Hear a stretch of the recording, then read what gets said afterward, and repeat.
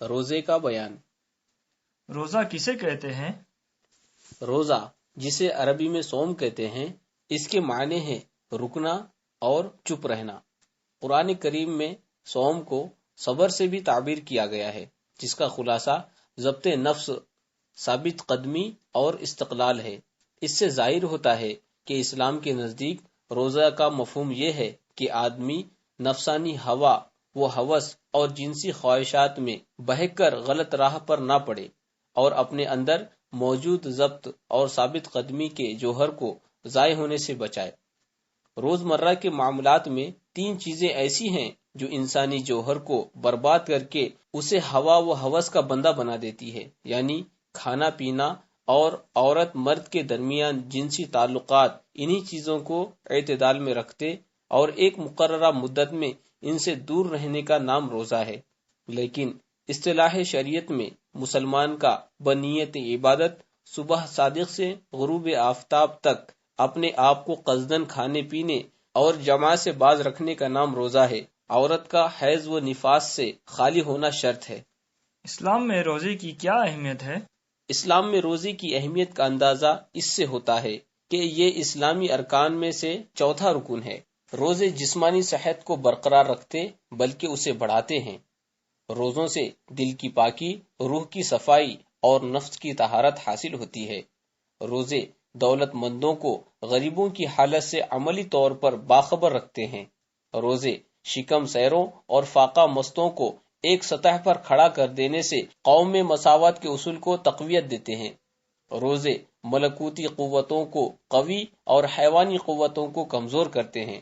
روزے جسم کو مشکلات کا عادی اور سختیوں کا خوگر بناتے ہیں۔ روزوں سے بھوک اور پیاس کے تحمل اور صبر و ضبط کی دولت ملتی ہے۔ روزوں سے انسان کو دماغی اور روحانی یکسوئی حاصل ہوتی ہے۔ روزے بہت سے گناہوں سے انسان کو محفوظ رکھتے ہیں۔ روزے نیک کاموں کے لیے اسلامی ذوق و شوق کو ابھارتے ہیں۔ روزہ ایک مخفی اور خاموش عبادت ہے جو ریا و نمائش سے بری ہے۔ قدرتی مشکلات کو حل کرنے اور آفات کو ٹالنے کے لیے روزہ بہترین ذریعہ ہے۔ ان فوائد کے علاوہ اور بہت فوائد ہیں جن کا ذکر قرآن و حدیث میں ہے۔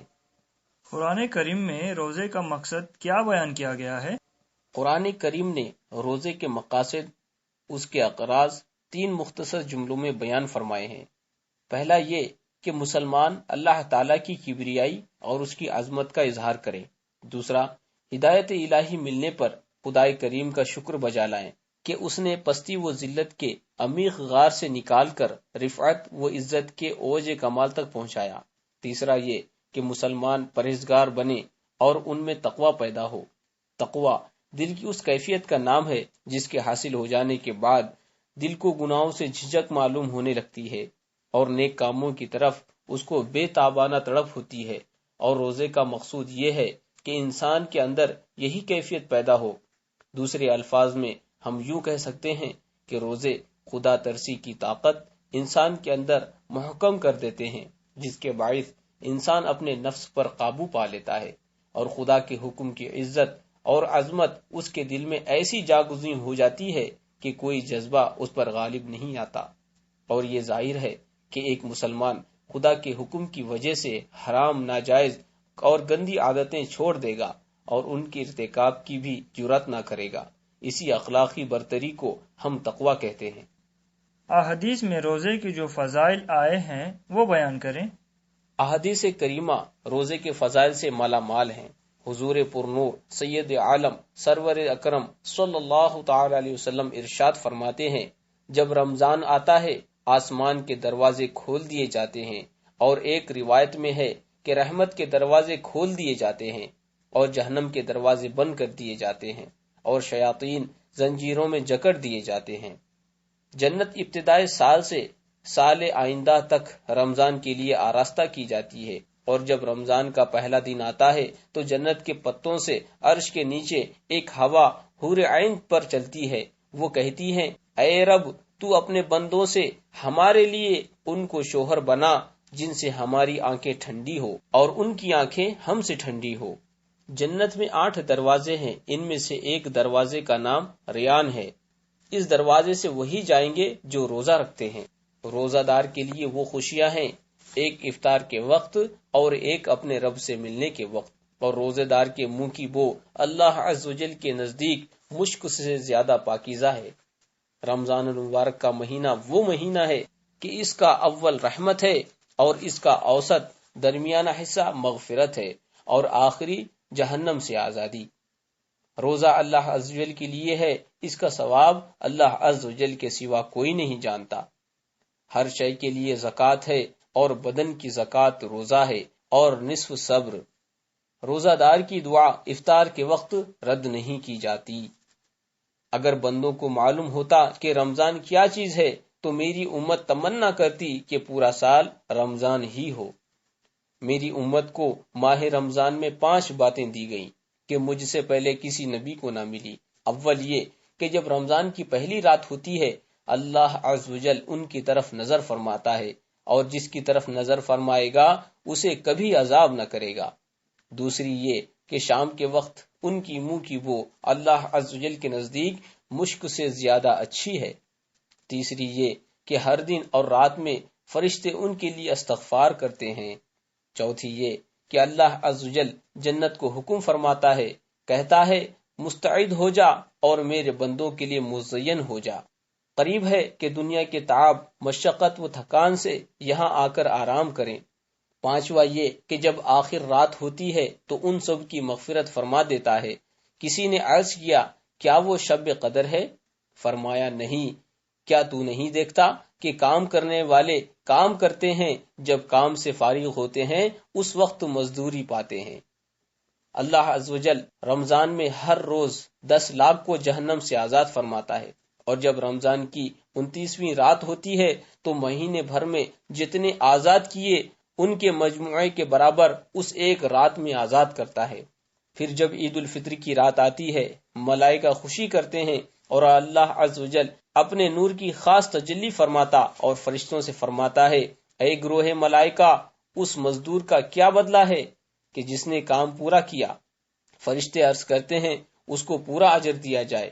اللہ عز و جل فرماتا ہے میں تمہیں گواہ کرتا ہوں کہ میں نے ان سب کو بخش دیا۔ روزے کے کتنے درجے ہیں؟ روزے کے 3 درجے ہیں۔ ایک عام لوگوں کا روزہ کہ یہی پیٹ اور شرمگاہ کو کھانے پینے جمع کرنے سے روکنا۔ دوسرا خواص کا روزہ کہ ان کے علاوہ کان، آنکھ، زبان، ہاتھ، پاؤں اور تمام اعضاء کو گناہ سے باز رکھنا۔ تیسرا خاص الخاص کا روزہ جمیع ما سوا اللہ عز و جل یعنی اللہ عز و جل کے سوا کائنات کی ہر چیز سے اپنے آپ کو بالکلیہ جدا کر کے صرف اسی کی طرف متوجہ رہنا۔ روزے کی کتنی قسمیں ہیں؟ روزے کی 5 قسمیں ہیں۔ پہلا فرض، دوسرا واجب، تیسرا نفل، چوتھا مکروہ تنزیہی اور 5واں مکروہ تحریمی۔ فرض و واجب کی کتنی قسمیں ہیں؟ فرض و واجب ہر ایک کی 2 قسمیں ہیں، معین اور غیر معین۔ فرض معین کون سے روزے ہیں؟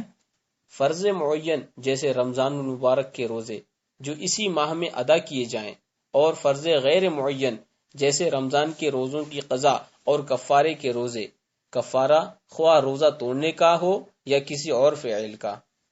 واجب معین اور غیر معین کون سے روزے ہیں؟ واجب معین جیسے نظر و منت کا وہ روزہ جس کے لیے وقت معین کر لیا ہو، اور واجب غیر معین جس کے لیے وقت معین نہ ہو۔ نفلی روزے کون کون سے ہیں؟ نفلی روزے جیسے عاشورہ یعنی 10ویں محرم کا روزہ اور اس کے ساتھ 9ویں کا بھی، ایام بیض یعنی ہر مہینے میں 13ویں، 14ویں اور 15ویں تاریخ کا روزہ، عرفہ یعنی 9ویں ذی الحجہ کا روزہ، 6 عید کے روزے، صوم داؤد علیہ السلام یعنی 1 دن روزہ 1 دن افطار، پیر اور جمعرات کا روزہ، 15ویں شعبان کا روزہ۔ ان کے علاوہ اور بھی روزے ہیں جن کا ثواب احادیث میں وارد ہوا ہے، اور ان نفلی روزوں میں کچھ مسنون ہے اور کچھ مستحب۔ مکروہ تنزیہی کون سے روزے ہیں؟ جیسے صرف ہفتے کے دن روزہ رکھنا کہ یہ یہودیوں کا سا روزہ ہے۔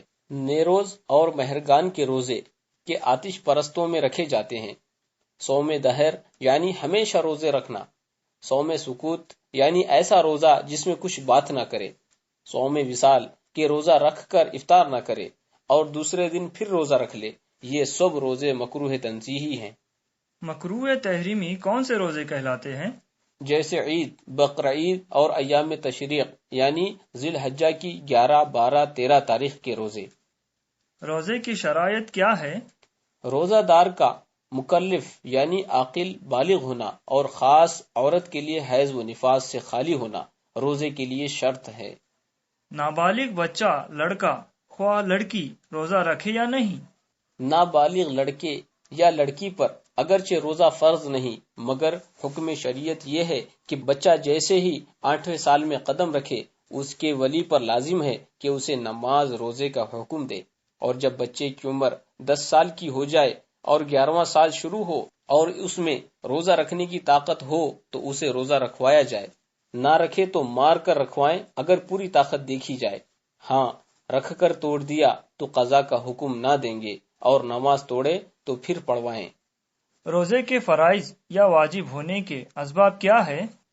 روزے کے مختلف اسباب ہیں۔ روزہ رمضان کا سبب ماہ رمضان کا آنا، روزہ نذر کا سبب منت ماننا، روزہ کفارہ کا سبب قسم توڑنا یا قتل و ظہار وغیرہ۔ رمضان المبارک کے روزے کب فرض ہوئے؟ رمضان المبارک کے روزے بھی ہجرت کے دوسرے ہی سال فرض ہوئے، جبکہ لوگ توحید، نماز اور دیگر احکام قرآنی کے خوگر ہو چکے تھے، اور چونکہ اصول اسلام کی رو سے فاقہ مستوں کو روزے کی جتنی ضرورت ہے، شکم سیروں کے لیے وہ اس سے زیادہ ضروری ہے، تو یہ کہنا درست نہیں کہ چونکہ آغاز اسلام میں مسلمانوں کو اکثر فاقوں سے دوچار ہونا پڑتا تھا اس لیے ان کو روزوں کا خوگر بنا دیا گیا۔